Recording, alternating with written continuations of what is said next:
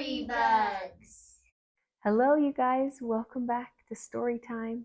I've got a good one here for you. Tonight is called a play along story. So I'm going to play along as I tell you a story. This is a folk tale, and it's called The Boy Who Cried Wolf. Except tonight, I don't have a wolf. What I do have is a dinosaur. Everybody loves dinosaurs. And tonight we have some special little things. Instead of sheep that he's guarding, he's going to be guarding unicorns. So unicorns and dinosaurs, that's really fun. Alrighty, here we go. One time in a town, there was a shepherd who was in charge of taking care of the most beautiful unicorns. And the town needed these unicorns for a very special reason. And it was because they created special medicine to heal everybody in the town.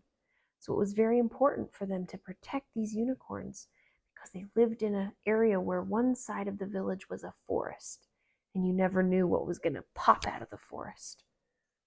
And the shepherd had heard his father and his grandfather warn him many times about the dangerous dinosaurs that could appear.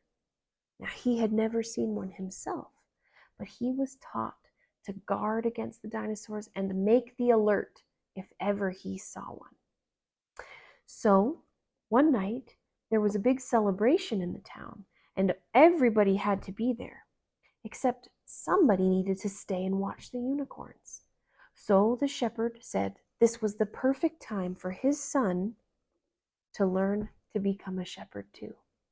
So he taught him everything he knew about protecting the unicorns and making sure that everything was safe. And he taught him the special sound to make if there ever was a dinosaur that came. Aruga was the sound he was supposed to make if he heard a dinosaur. He thought that was a silly sound, and it sounded really funny when his dad said it. But his dad said, "This is no laughing matter. You must protect these unicorns." And the son said, "Okay, Father, I will." So the father and the rest of the town went to their special celebration, their harvest celebration where they do once a year, kind of like Thanksgiving. And they were all at their special dinner, except this boy now was in charge of the unicorns. Now it was very, very rare for the dinosaurs to come around, so he thought he was going to have an easy, boring evening. Well, he sat on his rock, and he decided that, that sound my father taught me sounded really funny. Maybe I'll just try it out and see what happens. So the little boy yelled out, "Aruda!" And half the town showed up in just a few moments. All the men of the town with their swords and pitchforks and everything came running. And they said, Where's the dinosaur? And the little boy went, "There's no dinosaur. I was just testing it." Well, the men didn't think that was so funny, and they told him the importance again of making sure he kept the unicorns safe and not to alert everybody if there wasn't a dinosaur. So they all went back to their feast. The boy thought that was hilarious, that everybody came running.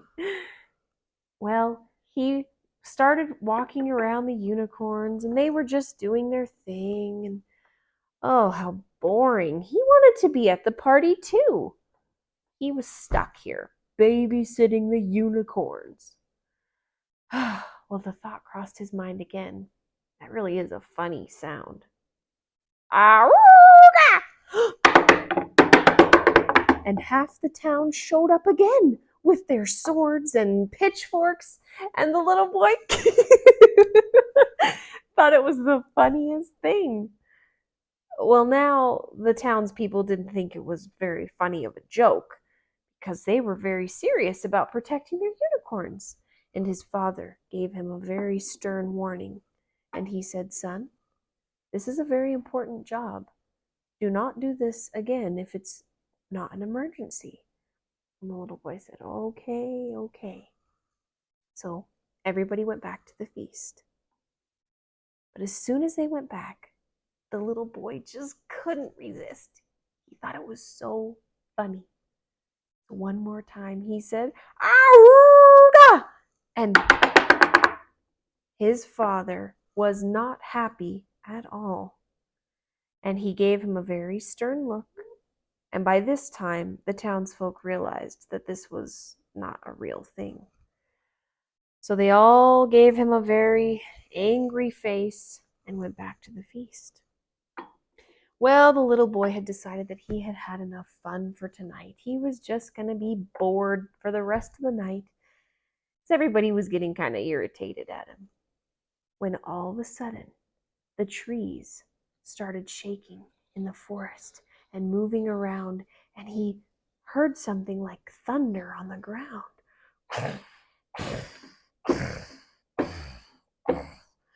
The little boy turned around in fright and saw a dinosaur.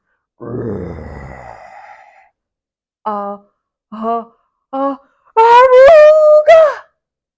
But this time, nobody came.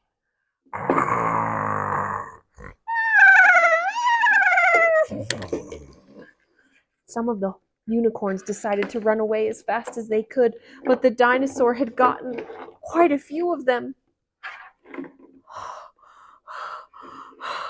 The little boy didn't know what to do. Well, once the party was over, and once the dinosaur had eaten his fill, he left. And now the party was over, and the little boy sat here, crying on the rocks. His father came to check on him after the party, and the little boy told him all about what happened.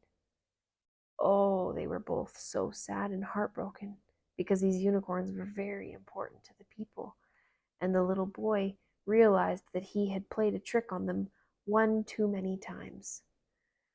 Well, now the little boy has to clean up some of the messes and try to go hunt down the unicorns that ran away.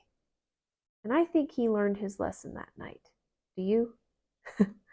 He probably wasn't going to trick anybody anymore. Well, that is the story of the boy who cried wolf, or in this case, the boy who cried dinosaur. Thank you guys for joining us. I hope you enjoyed it, and I'll hope to see you next time.